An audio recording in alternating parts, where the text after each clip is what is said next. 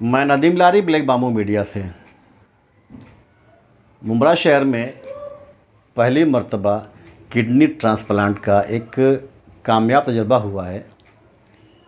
शहर का GHC hospital जो मुंब्रा शहर के बाईपास के इलाके में है, उस हॉस्पिटल में एक नहायत ही कामयाब ऑपरेशन हुआ। मुंब्रा वालों के लिए नहायत ही बड़ी खुशखबरी है कि यहाँ पे उस हॉस्पिटल में ऐसा भी इलाज हो रहा है जिसके लिए लोग काफ़ी दूर दूर जाया करते थे। अभी शहर में ही ये आसानी मुहैया हो गई है। अफ्रीकी शहरी का ऑपरेशन यहाँ पे हुआ है। इंसानी आज़ा की पेवंदकारी का जो काम मेडिकल साइंस में इनकलाब लेकर के आ रहा है, आज मुंब्रा में भी ये चीज़ साबित हो गई कि यहाँ के भी डॉक्टर्स किसी से कम नहीं हैं।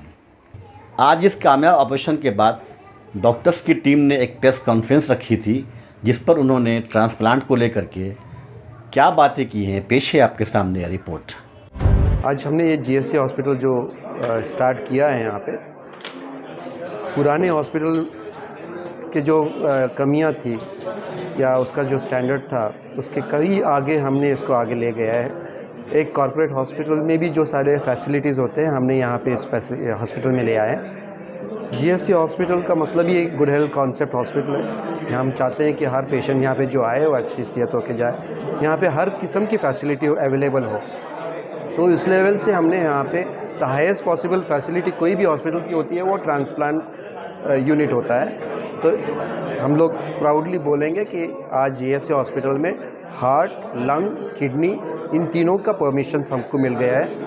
और इस तरह से हमने यहाँ पे फर्स्ट किडनी ट्रांसप्लांट भी किया है रिसेंटली और सक्सेसफुली किया है। वो एक इंटरनेशनल पेशेंट था। वो काफ़ी हद तक काफ़ी खुश है जिस तरह से हमारी फैसिलिटीज़ है। यहाँ का जो इंफ्रास्ट्रक्चर हमने जो डेवलप किया है, जैसे कि ट्रांसप्लांट क्यूबिकल्स हैं, वो स्टेट ऑफ आर्ट है, जिसके अंदर लैमिनर फ्लो सिस्टम लगाए हैं ताकि पेशेंट को किसी तरह से ट्रांसप्लांट पेशेंट को इन्फेक्शन ना हो। उसकी बहुत ज़्यादा हमको ध्यान देना होता है, स्पेशली ट्रांसप्लांट पेशेंट, क्योंकि वो इम्यूनो कम्प्रोमाइज़ होते हैं। यहाँ के जो थिएटर्स हैं वो सारे लैमिनर फ्लो थिएटर्स हैं, स्टेट ऑफ आर्ट थिएटर्स हैं। यहाँ पे टेम्परेचर कंट्रोल सिस्टम्स है, एयर फ्लो सिस्टम सब कुछ है। यहाँ पे जो हम लोग गैजेट्स लेके आए हैं जो ट्रांसप्लांट के लिए खास लगते हैं, जैसे कि एक्मो हार्ट ट्रांसप्लांट के लिए उसके बगैर परमिशन नहीं होता है। यहाँ की जो बच्चे जो होते हैं, यहाँ पे जो हमारा mother and child care unit खोला है, वहाँ पे एक स्पेशलाइज न्यूनेटल ये है जिसके लिए नाइट्रिक ऑक्साइड बहुत इंपॉर्टेंट होता है। ये मशीन जो होती है काफ़ी एक्सपेंसिव होती है, वो भी फैसिलिटी अपने यहाँ पे हुई आई है। तो एक किस्म से हमने जीएचसी को एक इंटरनेशनल लेवल स्टैंडर्ड जो हॉस्पिटल्स होते हैं वो ले आए और साथ में ये भी ख्याल रखा है कि एक अफोर्डेबिलिटी हो। इस तरह से नहीं कि हर किस्म से हम लोग एक कॉर्पोरेट लेवल का बिलिंग सिस्टम हो, नहीं, हर एक इंसान, एक कॉमन इंसान के लिए यहाँ पे ट्रीटमेंट के लिए वो आसानी से अप्रोच करे और एक अच्छा सा ट्रीटमेंट मिले। जो रीनल ट्रांसप्लांट है या कोई भी ट्रांसप्लांट है, इसका एक अपना जो स्टेट लेवल और नेशनल लेवल के ऊपर एक सिस्टम बना हुआ है। कोई भी पेशेंट को अगर हमको रजिस्टर करना होता है स्टेट लेवल पे, स्टेट रजिस्ट्री होती है, उसके हिसाब से उसको ऑर्गन मिलता है। कोई ऑफ हैंड या किसी तरह से कोई बाईपास नहीं कर सकता इस सिस्टम को। आपका जो पेशेंट है किडनी ट्रांसप्लांट के लिए फॉर एग्जांपल आप बात कर रहे हो, या हार्ट ट्रांसप्लांट के लिए, उसको रजिस्टर करना होता है और जैसा ही उसका नंबर आ जाएगा उनको फिर हम लोग बुला के उनको डोनेशंस उसका ट्रांसप्लांट कर देते हैं। जहाँ तक दूसरा होता है, जैसा किडनी के अंदर फैमिली डोनेशन होता है, जैसा उसके जो सिस्टम है उसके प्रोटोकॉल्स होते हैं, वो हिसाब से वो अपने फैमिली के मेंबर्स को, जैसा वाइफ हो, बच्चा हो, जैसा इस पेशेंट के अंदर सन ने डोनेट किया है, वो उसका स्क्रूटनाइज होता है। यहाँ पे एक कमिटीज़ होते हैं, स्टेट कमेटी होती है, वो सारे लोग, क्योंकि काफ़ी ध्यान देना होता है किसी तरह से कोई भी लेवल का गलत काम नहीं हो, इसका पूरी ध्यान देना होता है और फिर उसको ट्रांसप्लांट के लिए अप्रूवल मिलता है। सो ऐसा कोई क्रिटिकल पेशेंट आ गया और उसको मिला, ऐसा नहीं है। बट हार्ट के अंदर यस, अगर कोई पेशेंट बहुत क्रिटिकल है और हम उसको एक अर्जेंट लिस्टिंग कर देते हैं तो फिर उसको प्रायोरिटी मिलती है और पहला डोनेशन मिलता है, बट वो सिर्फ हार्ट और लंग के लिए होता है और पेशेंट्स के अंदर नहीं। डॉक्टर साहब, डॉक्टर अब्दुल, बिल्कुल मेरा वही इरादा था ये अस्पताल लेने का। वजह भी वो थी कि उनका जो सपना था एक हाई एंड हॉस्पिटल इस मुंबई जैसे एरिया में, इस एरिया में अपने कॉमन मैन के हिसाब से हो, तो उसी ड्रीम को हमने आगे लेते हुए इसीलिए उनका नाम भी हमने रखा है। साथ में ऑप्शंस थे हमको कि क्योंकि हमने ये पूरा लीज पे हॉस्पिटल लिया है, लॉन्ग टर्म लीज पे, और बट देन जैसा मैं आपका सवाल है कि उनका जो ड्रीम था हम उसको बरकरार रखेंगे। हम लोग हर किस्म से कोशिश करेंगे कि एक जो गरीब तबका का पेशेंट है उसको किसी न किसी तरह से हम मदद करते रहें। फरवरी या मार्च एंड में आई थिंक पेशेंट आए थे मिस्टर एचू पैट्रिक, जो हमारे ट्रांसप्लांट पेशेंट हैं। मार्च में आए थे, उस वक्त उन्होंने आए थे as a dialysis patient. Diabetes, blood pressure के कारण उनकी किडनी खराब हुई थी और उसके बाद उनको सप्ताह में 3 बार डायलिसिस चल रहा था उनके देश में, और उनको ट्रांसप्लांट करना था। But being in under developed और विदाउट एनी फैसिलिटी, ऐसी कंट्री में उनका डायलिसिस चल रहा था कि जहाँ पे ट्रांसप्लांट फैसिलिटी नहीं थी, तो उन्होंने इंडिया को चूज़ किया। इंडिया में आने के बाद वो हम लोग के हॉस्पिटल में आए विद अवर इंटरनेशनल मार्केटिंग, और जब आए थे तब सबसे मेजर हर्डल था कि हम लोग का ट्रांसप्लांट एक सपना था कि जिसको हम लोग स्लोली चालू करने वाले थे।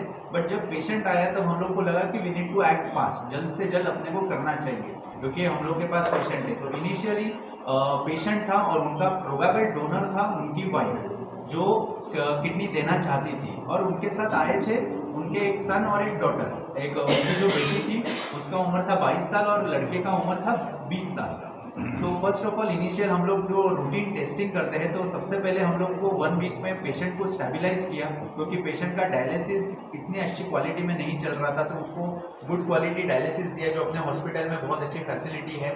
उसके बाद उनका शुगर और ब्लड प्रेशर मॉनिटर करके उसको स्टेबलाइज किया। आफ्टर इनिशियल सेटअप में इनका जो वाइफ का टेस्टिंग हुआ, तो अनफॉर्चुनेटली उनकी वाइफ को डायबिटीज़ डिटेक्ट हुआ। और यूजुअली ट्रांसप्लांट प्रोटोकॉल ऐसा रहता है कि डायबिटीज़ पेशेंट्स को हम लोग एज ए डोनर सिलेक्ट नहीं कर सकते। तो उस वक्त उनके साथ ये डिस्कस किया कि बिकॉज ऑफ डायबिटीज़ आप अपने किडनी आपके हस्बैंड को नहीं दे पाएंगे, तो ये ट्रांसप्लांट हम लोग को यहाँ पे ही स्टॉप करना पड़ेगा। अगर आपके पास कोई दूसरा डोनर होगा जो रिलेटिव होगा, उसको आप लेके आइए, तो हम लोग प्लान कर सकते हैं। तो अभी 2 ऑप्शन थे, उनकी बेटी थी 22 साल की और सन था, बेटा था जो 20 साल का था। तो फीमेल पेशेंट दोनों फिट थे, दोनों किडनी देने के लिए रेडी थे। तो डॉटर से पूछा गया कि शी वाज आल्सो विलिंग, सन भी विलिंग थे।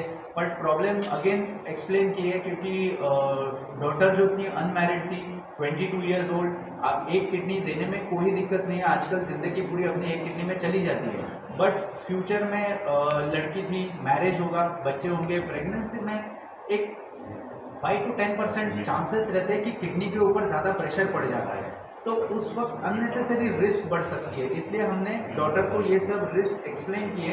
उसके बाद उन्होंने नेगेटिव कंसेंट दी थी फॉर ट्रांसप्लांट, क्योंकि वो नॉर्मल था। बट फिर हमने सन के पास गए, द सन वॉज विलिंग। सन का पूरा टेस्टिंग हुआ, किडनी का testing, everything, heart testing, liver testing. हम लोग जब डोनर को एक्सेप्ट करते हैं तो डोनर का 100% पूरा हर एक चीज़ चेक करते हैं, क्योंकि उनको आगे वाली ज़िंदगी में कुछ प्रॉब्लम ना आए, इसीलिए। तो heart, liver, lung, kidney, everything. उसके बाद यूरोलॉजिस्ट से बात हुआ एंड सर्जन से ये डिस्कस करने के बाद ये डिसाइड हुआ कि हम लोग इनका किडनी ले सकते हैं। और आफ्टर दैट फिर बात चालू हुई लाइसेंस की। लाइसेंस में भी थोड़ा सा डिले हुआ। फिर लाइसेंस आने के बाद भी प्रॉब्लम ये हुआ, क्योंकि ये इंटरनेशनल पेशेंट है, तो जो इंडियन रूल्स एंड रेगुलेशंस के हिसाब से मीटिंग अपने हॉस्पिटल में हुई थी, दूसरी मीटिंग केईएम हॉस्पिटल में हुई थी, परमिशन मिल गया था। बट जो कैमरून, उनका जो ओरिजिनल कंट्री है, उधर से लाइसेंस आने के लिए, मतलब उधर से परमिशन आने के लिए थोड़ा टाइम लग गया। बट आफ्टर दैट एक 9 अगस्त को सब कुछ होने के बाद फर्स्ट ट्रांसप्लांट अपने जीएससी हॉस्पिटल में हुआ। यहाँ पे पेशेंट को हम लोगों ने 2 दिन पहले एडमिट किया था। पेशेंट्स को हम लोग मेडिकेशन चालू करते हैं, जिसको इम्यूनोसप्रेसेंट बोलते हैं, जो अपनी इम्यूनिटी कम कराते हैं। बट वो मेडिसिन बहुत ज़रूरी होते हैं, क्योंकि जो नया किडनी लगने वाला है उसको रिजेक्ट ना करे, इसलिए। तो हम लोग 2 दिन पहले एडमिट किया और 9 अगस्त को आफ्टरनून में इनका पेशेंट का ट्रांसप्लांट हुआ।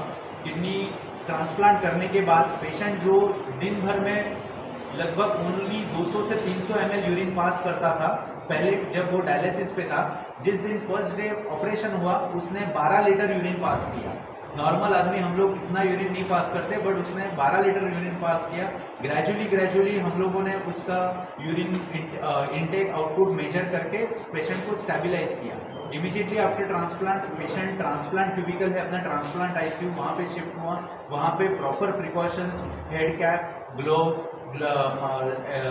फेस मास्क और गाउन्स के साथ अंदर घुस के प्रॉपर केयर, नर्सिंग केयर के बाद उसका पूरा मॉनिटरिंग हुआ।